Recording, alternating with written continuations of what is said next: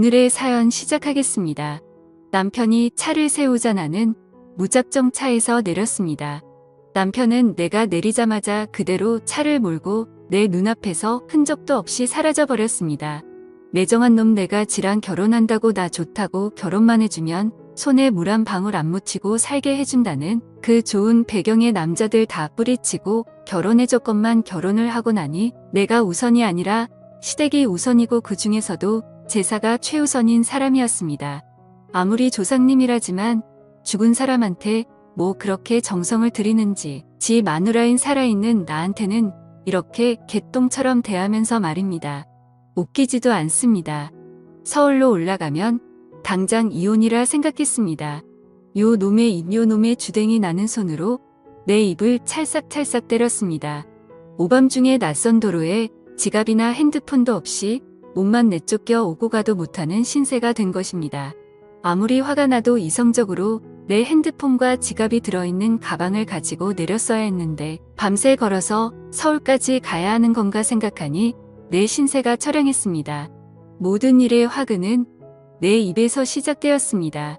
그냥 입 닫고 조용히 갔으면 지금쯤은 집에서 편하게 발 닫고 잠이나 자고 있을 텐데 속이 부글부글 끓어도 끝까지 참았어야 했는데 남편이란 작자가 어떤 사람인지 모르는 것도 아니고 한두 번 당한 것도 아닌데 나는 오늘도 홧김에 성질대로 하다가 남편의 복수에 제대로 당했습니다. 밤이 늦어 도로에 운행하는 차도 없고 길눈이 어두워 여기가 어디쯤인지 얼마나 더 가야 집에 도착할 수 있는지도 모르는 상황에서 남편 욕밖에 안 나왔습니다. 나쁜 놈이 가란다고 진짜 가냐? 싶더군요. 한참을 걷다가 지쳐 길가에 앉아있던 나는 멀리서 반짝이는 불빛을 보고 히치하이킹을 해야겠다고 생각하고는 벌떡 일어났습니다. 10톤 트럭이었습니다. 평소 저런 큰 트럭도 한번 타보고 싶긴 했는데 이런 식으로 타고 싶은 건 아니긴 했는데 그러나 찬밥 더운 밥가를 처지가 아니었습니다. 설까 싶었지만 간절한 마음으로 머리 위로 손을 들어 마구 흔들었습니다. 그러나 그 차는 나를 그냥 쌩 지나쳐갔고 이런 나쁜 놈아, 너도 내 남편이랑 똑같은 놈이다. 저는 트럭에다 대고 고래고래 소리를 질렀습니다. 끼익, 저만 취해서 트럭이 멈춰 섰습니다. 설마 나를 태워준다는 건가? 저는 냅다 뛰어 트럭으로 가 차 문을 열고 조수석으로 올라탔습니다. 고맙습니다.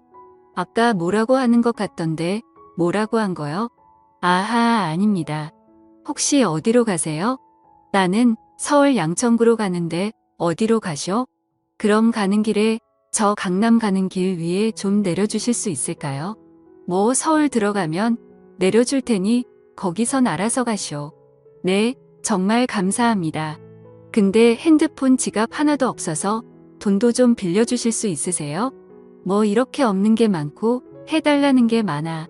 배고프니 밥도 사달라고 하지 그래?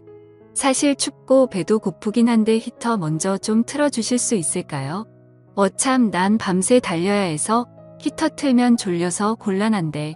전 밖에서 한참 떨었더니 애처로운 눈길로 쳐다보자 트럭 운전사는 그럼 히터 틀고 길가에 한잠 자고 가야겠네. 안 그래도 나도 졸리던 참이었는데. 그렇게 우리는 도로가에 있는 졸음 쉼터에서 트럭을 세우고 트럭 안에서 눈을 감고 잠을 청했습니다. 저는 기분이 싱숭생숭했습니다. 낯설고 좁은 공간에서 외간 남자와 둘이 밀접해 있으니 잠도 오지 않고 가만히 있기가 힘들어 이리 뒤척저리 뒤척했더니 트럭 운전기사는 실눈을 뜨고 나를 보더니 잠 좀 잡시다 했습니다. 잠이 안 와요. 왜요? 외간 남자랑 있으니 긴장돼서 그런가 봐요. 털끝 하나 손도 안 댈 테니 걱정 마시오. 그게 더 기분 나빠요. 내가 매력이 없나 싶고. 참, 차 태워줘. 돈도 줘. 히터 틀어줘. 이제는 그래, 너 이쁘다 얘기까지 해줘야 돼? 이런 대책 없는 사람은 또 처음일세. 또 뭐가 더 필요한지 얘기해봐요. 드러나 봅시다. 그럼 이렇게 해주세요. 트럭 운전기사에게 나는 원하는 걸 얘기했고 기사는 이 여자가 진짜인가 싶어 한참을 생각하는 눈치더니 그럼 넓은 뒷자리로 건너가서 합시다. 새벽녘이 밝아올 때쯤 트럭 안은 히터 덕분인지 내 몸에서 열이 나는 건지 더 이상 춥지 않고 사우나 같이 후끈했습니다. 우리 배고픈데 밥 먹으러 가요. 밥 사달라는 말을 아주 자연스럽게 하네 그려. 호은아는 웃으며 트럭 운전기사의 팔짱을 끼고 휴게소에 들어갔습니다. 휴게소 식당에 마주 앉아 순댓국을 먹으며 트럭 운전기사가 물었습니다. 무슨 일이 있었길래 오밤중에 도로에 있었던 거요? 실은 어제 시댁 제사 다녀오는 길에 남편하고 싸우고 화내며 내렸어요. 그 나쁜 놈은 그냥 가버리고. 이때다 싶어 저는 트럭 운전기사 아저씨에게 자초지종을 설명하기 시작했습니다. 저는 남편과 제사 지내러 시댁인 경주에 내려갔다 서울로 올라오는 길에 차 안에서 신랑에게 싫은 소리를 좀 했습니다. 아무리 종갓집이라도 제사를 한 달에 한 번씩 내려가서 지내는 건 너무 무리 아니야? 내가 집에서 쉬는 것도 아니고 맞벌이하면 적어도 어머니가 장이라도 봐주셔야 하는 거 아니야? 내가 내려가서 요리만 하는 것도 아니고 서울에서 장 봐서 부랴부랴 경주 내려가서 제사상 차렸으면 고생했다 수고했다 한마디라도 해주셔야 하는 거 아니냐고 결혼 전에 미리 얘기했잖아. 우리 집 제사 12번 다달이 있다. 며느리가 너 혼자뿐이니 힘들 텐데 할 수 있겠냐? 못한다고 하면 나도 결혼할 수 없다. 그랬더니 내가 할 수 있다 결혼해달라고 졸라놓고는 이제 와서 누구를 탓해? 그래도 이건 너무하잖아. 시어머니랑 신우 2명 당신까지 모두 도와주면 그렇게 힘들지는 않을 거라며 난 당신 믿고 결혼한 건데 아버님은 당신 데리고 동네 어른들한테 인사시킨다고 데려가 버리고 어머니는 허리 아파서 못한다. 신우들은 여행 갔다. 애 어려서 못 온다. 결국엔 제사상 나 혼자 다 준비하고 차리는 게 한두 번이야. 엄밀히 말하면 나는 당신의 핏줄도 아닌데 내가 왜 그 고생을 해야 하냐고. 나 식모로 부려먹으려고 결혼한 거야. 그래서 고생 많을 거라고. 집도 당신 이름으로 사주시고 부모님도 할 만큼 하셨잖아. 받을 만큼 받고는 좋아서 이기에 벌어진 게 누군데 이제 와서 못한다고. 누가 보면 몇십 년 혼자 제사상 차린 줄 알겠어? 이제 1년도 안 됐는데. 더러워서 그놈의 집 가져가고 결혼 물러. 난 제사상을 내가 준비한다는 게 불만이 아니라 애초에 약속이랑 다르게 모두 나몰라라 하는 당신 포함 시댁 식구들 태도에 불만이라는 거야. 나도 너 이러는 거 질린다. 걸핏하면 결혼 무른다느니 시댁을 우습게 보는 태도며. 이래서 내가 결혼을 안 하려고 했는데 어린 거 너무 티내지 마라. 차 세워. 나 내릴 거야. 자초지정을 다 들은 트럭 기사는 무슨 말을 하려다가 입을 꾹 다물었습니다. 표정을 보아하니 분명 내가 잘못했네라는 뉘앙스로 한마디 하려다 괜히 참견해서 일 키우고 싶지 않았는지 그냥 그랬구먼 하고 고개만 끄덕이고 말더군요.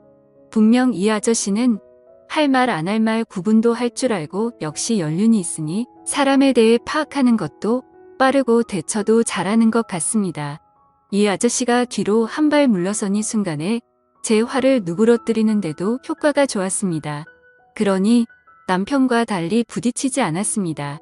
저도 물론 제가 어느 정도 잘못했다는 것도 알고 억지를 부리는 것도 알고 있는데 다 알고 있으면서도 이렇게 물러서니 오히려 제가 좀 멋쩍어지는 느낌이었습니다. 그나저나 저는 아무래도 좋았습니다.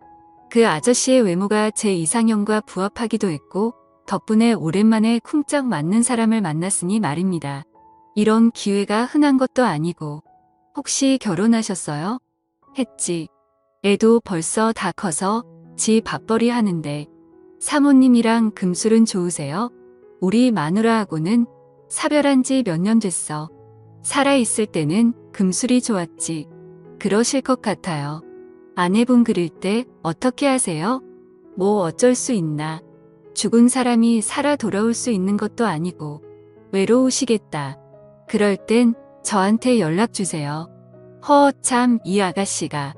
아니, 아줌마가 당돌하기도 하네. 그래서 싫으세요? 난 단순한 놈이라 골치 아픈 건 싫어. 한 번이면 됐지. 아저씨가 여자를 만나지 않는 건 소중한 재능 낭비라고요. 그리고 우리가 또 어떤 인연이 될지는 모르잖아요. 소중한 인연 계속 이어나가자고요. 혹시 집안에 제사 지내세요? 아니, 난 안 지내. 나는 막내라 우리 형님이 알아서 지내지. 형님도 그냥 간단하게 기도만 하시지. 나만 그냥 아내 기일날 아내 좋아했던 것만 몇 개 밥상에다 놓지. 저 어떠세요? 무슨 말이야? 오늘 처음 봤는데 내가 아가씨를 어떻게 알아? 저는 아저씨 너무 좋은데. 이대로 헤어지기는 너무 아쉬운데 여기 앞에 있는 전화번호로 연락드리면 되죠? 전화 드릴게요. 자주 만나요, 우리. 트럭에 타고 기사가 시동을 걸고 출발하려고 하자 저는 기사의 손을 잡으며 밥을 먹어서 졸린데 조금만 더 쉬었다 가요. 라고 말했고 트럭은 졸음 쉼터에서 한참을 서 있다 지나가는 차량이 많아지자 그제야 서울로 출발했습니다.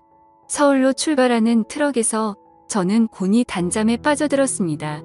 그 이후로도 저는 제사 때문에 남편과 여전히 티격태격하고 있고 그럴 때마다 트럭 운전기사 아저씨한테 신사 한탄을 늘어놓으며 만남을 이어오고 있습니다. 남편과는 몇십 년이 지나야 서로 맞춰가고 서로의 의견이 수그러질 것 같은데 그때까지 결혼 생활을 유지할 수 있을지 모르겠어요.